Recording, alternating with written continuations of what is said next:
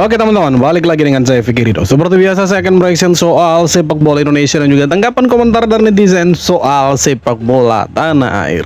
Seperti apa tanggapan mereka? So mari kita simak sama-sama. Let's go.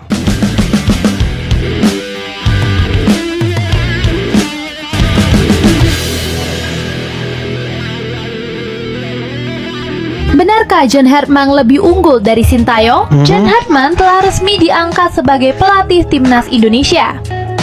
Publik sepak bola tanah air mungkin banyak yang penasaran dengan rekam jejaknya, terutama bila dibandingkan dengan pelatih sebelumnya, Sintayong dan Patrick Kluivert. Data menunjukkan Hartman memiliki persentase kemenangan lebih tinggi dibanding kedua pendahulunya sebelum menukangi timnas Indonesia. Keren ini. Hal ini menjadi indikasi awal kemampuan sang pelatih Inggris dalam memimpin tim di level internasional.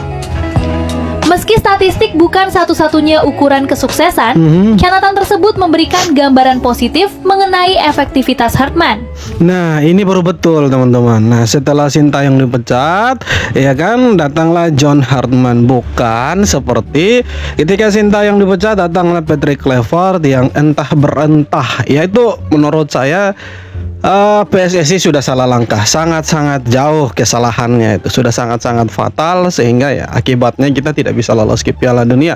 Dan memang yang kita harapkan pelatih yang akan datang menggantikan dua pelatih sebelumnya itu statistiknya, karena di sini kita bicara by data, by statistik ya, itu harus lebih bagus dari dua pelatih sebelumnya. Nah, kalau statistiknya itu menunjukkan persentase yang lebih tinggi dari dua pelatih sebelumnya, menurut saya ini adalah salah satu kemajuan dari PSSI, di mana mereka mau supaya timnas kita ini lebih bagus lagi dari sebelumnya. Ya, walaupun statistik bukan salah satu, tapi bukan satu-satunya ukuran di mana pelatih itu sukses. Masih ada indikator-indikator lain yang harus dilihat dan dipertimbangkan juga. Tetapi ya tidak bisa melupakan statistik. Kira-kira begitulah. Dan ya kalau memang seperti itu ya menurut saya keren lah kita punya pelatih yang walaupun boleh dikatakan tier 2, tier 3, tapi ya keren lah untuk timnas Indonesia. Semoga bisa ada kemajuan lah itu ya kan. Itu yang kita harapkan, bro. PSSI resmi mengumumkan John Hartman sebagai pelatih baru timnas Indonesia pada 3 Januari 2026. Pelatih yang sukses membawa Kanada ke Piala Dunia ini sebenarnya diminati beberapa negara CONCACAF. Namun Hartman membuat pilihan mengejutkan. Ia menolak zona nyaman dan memilih tantangan besar di Asia Tenggara. Bagi PSSI ini bukan sekadar soal taktik dan kemenangan. Ini adalah proyek transformasi tentang dampak sosial, budaya, dan masa depan sepak bola Indonesia. Terpilih dari 4 kandidat kuat, John Hartman kini memikul harapan jutaan supporter. Pertanyaannya satu, apakah ini awal era baru timnas Indonesia? Mau awal era baru atau awal apapun itu, intinya cuma satu, kita jangan terlalu berekspektasi tinggi. Ya contohnya seperti kita berekspektasi kepada Patrick Kluivert ya, akhirnya kita kecewa sendiri gitu kan. Dan sekarang ya kita jangan terlalu berharap lebih dulu, karena kita juga tidak tahu ya permainannya seperti apa, programnya nanti seperti apa ya kan. Belum lagi ditambah dengan ya tusuk sana tusuk sini dari orang-orang dalam. Jadi ya kita menunggu saja sampai kapan diresmikan oleh PSSI, diumumkan langsung oleh orang PSSI dan dia memimpin laga perdana timnas Indonesia. Nanti kita lihatlah rekam jejaknya itu seperti apa, permainannya seperti apa. Ya di situ baru kita bisa tarik kesimpulan. Tapi kalau kita lihat dari statistiknya selama melatih timnas Kanada ya tidak bisa diragukan, keren ini pelatih. Nasib John Hartman di timnas Indonesia diprediksi bakal sama seperti para pendahulunya. Pengamat sepak bola asal Makassar yakni Tony Ho menilai kalau siapapun pelatih asing yang datang ke Indonesia berpotensi bernasib sama seperti para pendahulunya, seperti Luis Mia, Sintayong maupun Kluivert. Masalahnya bukan cuma teknis tapi kompleksitas sepak bola Indonesia itu sendiri. Menurutnya, intervensi politik masih jadi penyakit lama yang bikin pelatih sulit bekerja maksimal. Harusnya organisasi yang diperbaiki dulu. Kepentingan politik harus keluar dari sepak bola, ucap Tony dikutip dari Bola.com. Nah, kalau menurut kalian, apakah John Hartman bisa memutus siklus lama pelatih timnas Indonesia atau justru kembali terjebak di masalah klasik yang sama? Siapa yang mau sepak bola Indonesia maju? Nah itulah teman-teman, jeleknya sepak bola kita, jeleknya organisasi sepak bola kita itu seperti itu. Masih banyak ditunggangi sama kepentingan-kepentingan politik, dan itu memang fakta dan tidak bisa dipungkiri oleh siapapun ya. Dan kita lihat saja memang dari ketuanya sampai beberapa orang exco-nya itu memang terafiliasi dengan politik, dan memang antara politik dan sepak bola khusus untuk Indonesia itu tidak bisa dipisahkan, bro. Jadi ya wajar kalau kita punya sepak bola agak lambat majunya. Wajar menurut saya. Timnas Indonesia diprediksi bakal jadi juara Piala AFF tahun ini. Jadi berdasarkan analisis dan prediksi AI, Indonesia jadi tim paling difavoritkan dengan peluang sekitar 40%, paling tinggi dibanding negara ASEAN lainnya. Prediksi ini bukan asal-asalan, karena ada beberapa faktor kuat di baliknya. Selain motivasi besar buat memutus kutukan runner-up yang terus berulang, jadwal Piala AFF yang digeser ke bulan Juli-Agustus juga jadi keuntungan besar. Di waktu itu banyak liga luar negeri lagi libur, jadi Timnas Indonesia punya peluang menurunkan pemain terbaiknya tanpa ribet urusan izin klub. Ditambah lagi dengan pelatih baru dan komposisi tim yang makin solid, AI menilai inilah momen paling masuk akal buat Indonesia akhirnya angkat trofi Piala AFF pertama kalinya. Ya, semoga pemain-pemain kita yang bermain abroad di luar itu bisa gabung di Piala AFF, karena kalau lihat sejarah di sebelumnya itu susah sekali mereka mau gabung dengan Timnas Indonesia bermain di Piala AFF. Ya, salah satu faktornya liga belum diliburkan. Nah, ini kalau dia majukan ke bulan Juli atau Agustus, ya liga luar itu sudah libur gitu kan, dan mereka bisa gabung. Kemungkinan kita untuk juara mungkin ya bisa besar itu, tapi ya kita lihat saja nanti, karena yang dilawan bukan batang pisang, bro, negara-negara kuat ini. Iya kan, negara-negara kuat ini, bro. Ketua BTN Sumarji mengonfirmasi kalau pelatih lokal akan segera disodorkan sebagai asisten John Hartman di Timnas Indonesia. Menariknya, beberapa nama mulai santer dibicarakan, antara lain adalah Eko Purjianto, Zulkifli Syukur, sampai Kurniawan Dwi Yulianto. Menariknya, John Hartman akan terlibat langsung dalam proses seleksi. Doi bakal menginterview para kandidat dan memilih sendiri asisten yang paling sesuai dengan kebutuhan tim, baik secara taktik maupun karakter. Menurut Pak Marji, si John sempat ngomong kalau Doi bakal bawa asisten cuma 2 atau 3 orang aja. Nah, sekarang pertanyaannya, menurut kalian, siapa sih yang paling ideal buat jadi tangan kanan Pak John di Timnas Indonesia? Tidak penting lah siapa asistennya, yang penting sekarang si John Hartman-nya ini. Dia mampu tidak bawa timnas kita lebih bagus dari 2 pendahulunya, Patrick Kluivert sama Sintayong. Cuma itu, tidak ada yang lain, bro. Ada yang aneh nggak sih sama pengumuman pelatih baru timnas kita kali ini? Dulu, waktu Sintayong resmi direkrut, PSSI bikin konferensi pers bareng Iwan Bule. Ingat nggak betapa hebohnya? Dulu saat Patrick Kluivert datang, Indonesia bener-bener diguncang euforia. Tapi sekarang, kok cuma lewat postingan akun resmi PSSI aja, tanpa panggung, tanpa tanya jawab media, tanpa kemeriahan? Apakah ini standar baru PSSI yang lebih efisien? Atau justru ada menurunnya antusias terhadap timnas? Kalau menurut kalian, kenapa bisa begitu? Ya, kalau hura-hura kemudian ujung-ujungnya gagal kan percuma. Lebih bagus diam-diam, ya kan, tiba-tiba punya prestasi. Itu baru betul sebenarnya. Jangan ya kowar-kowar, hura-hura, gagal Piala Dunia. Bikin malu itu.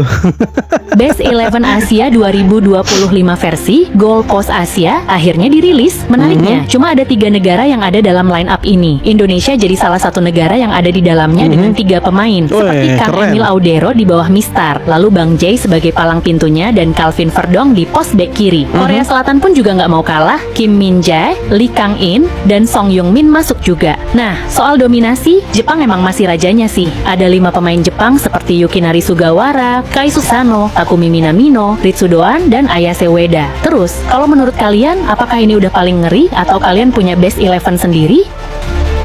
Ya, pas lah. Yang penting tidak ada Malaysia di situ. Karena kalau ada orang-orang Malaysia di situ, nanti mereka sombongnya bukan mana itu. Ya, gila nanti mereka. Malaysia klaim ranking FIFA mereka masih di atas Indonesia. Tapi ini fakta yang mengejutkan.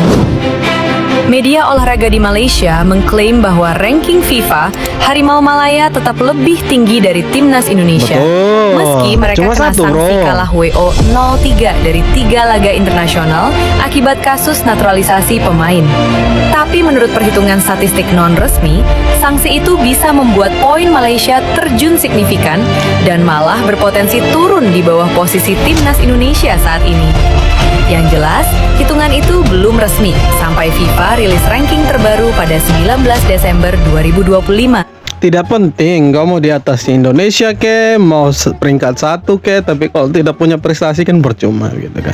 Ya walaupun ya sekarang kita di bawahnya Malaysia, tapi tidak masalah karena ya cuma beda 1 peringkat, bro. Ya saja nanti ini November, Maret kita akan lewati mereka tuh. Kecil lah, cuma 1 peringkat itu. Nanti mereka nangis-nangis. Sekarang biarkan mereka tertawa, terbahak-bahak. Mereka senang dulu. Biasakan seperti itu. Tertawa dulu pertama, kemudian baru nangis ya. Nah, nanti King Indo salib nanti itu selesai kau. Masalah ruang ganti timnas Indonesia adalah hoax alias gak ada. Isu terkait ruang ganti timnas yang gak harmonis sampai membuat Shin Tae-yong dipecat selalu digaungkan oleh salah satu exco PSSI, yakni Arya Sinulinga di podcastnya. Tapi para pemain sampai pelatih yang jelas-jelas ada di dalam tim menepis kabar tersebut. Pertama, Asnawi udah turun gunung dan menepis kabar bohong yang disebar sang pencetus tim kepelatihan terbaik itu. Sekarang giliran mantan pelatih timnas, yakni Shin Tae-yong yang mengatakan kalau nggak ada masalah ruang ganti saat Doi menjabat. Dulu sebelum Asnawi dan Coach Shin menepis kabar ini, ada 3 pemain timnas seperti Ragnar, Verdong, sampai Kevin Dix yang udah ngomong dalam sebuah podcast di Belanda kalau ruang ganti timnas tuh harmonis dan baik-baik aja. Bahkan mereka sebagai pemain di dalam tim kaget dengan keputusan federasi mendepak pelatih asal Korea Selatan itu. Sekarang pertanyaannya, mau sampai kapan federasi ini berselimut drama dan jadi panggung komedi? Kamu semakin sering buka mulut, semakin dongkol saya dengar. Aduh, ya itulah federasinya kita teman-teman. Terlalu banyak drama, prestasinya tidak ada. Aduh, ya itulah kelemahan dari federasinya kita. Tapi ya semoga berbenah lah, ya kan. Dan ya kalau kita lihat memang isu ruang ganti itu sebenarnya sudah habis sih. Cuma ya diungkit terus.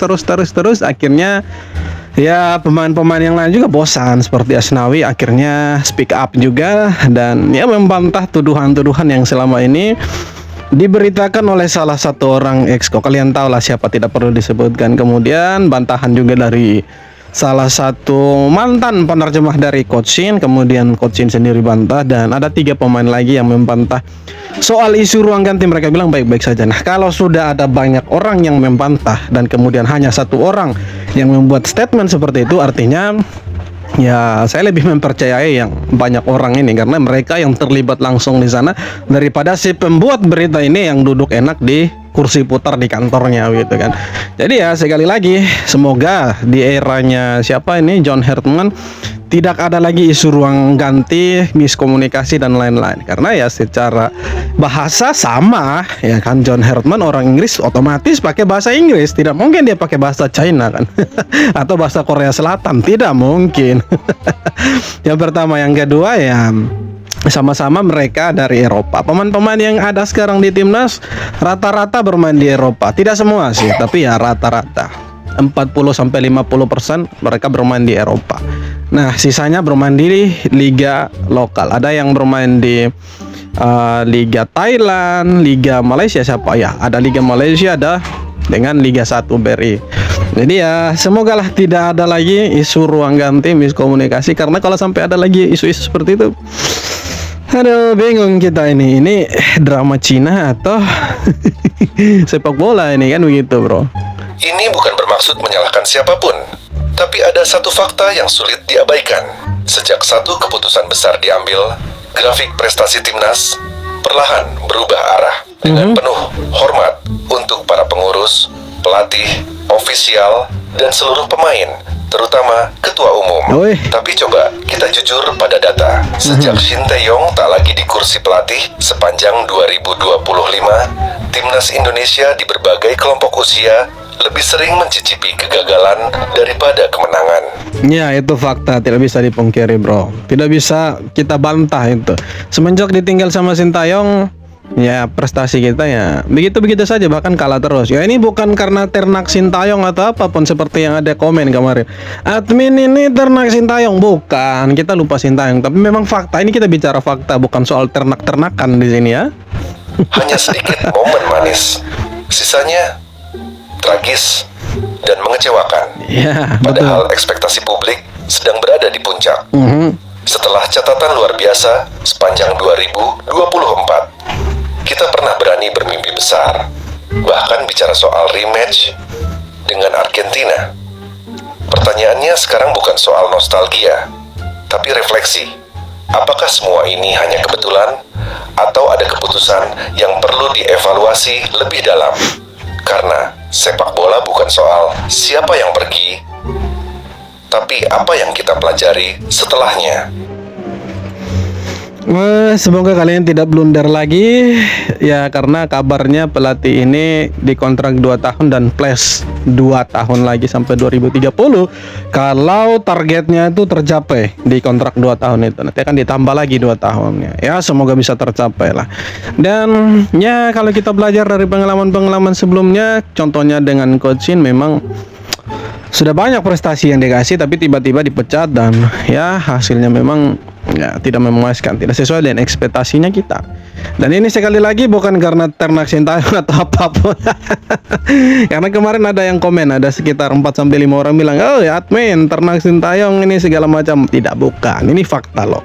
Kalian itu juga harus bisa menerima fakta begitu. Jangan hanya sekedar opini liar yang kalian bisa terima, tapi ketika disajikan fakta, by data, by statistik, kalian tidak mau terima. Harusnya terima itu, haruslah berpikir itu ya secara rasional, maksudnya yang rasional aja gitu kan. Ya kalau memang ditinggal Sintayong dan kita selalu kalah, itu fakta, kenapa tidak diterima? Kecuali itu hanya bualan semata, ya oke, masih bisa diperdebatkan, ya oke. Tapi faktanya memang seperti itu, harus bisa diterima kan. Tapi lupakanlah itu, sekarang kita lihat John Hartman seperti apa, itu yang paling penting. So, terima kasih banyak sudah nonton video sampai akhir. Sekali lagi jangan lupa like, comment, dan subscribe. Kita jumpa lagi di video-video berikutnya. Thank you.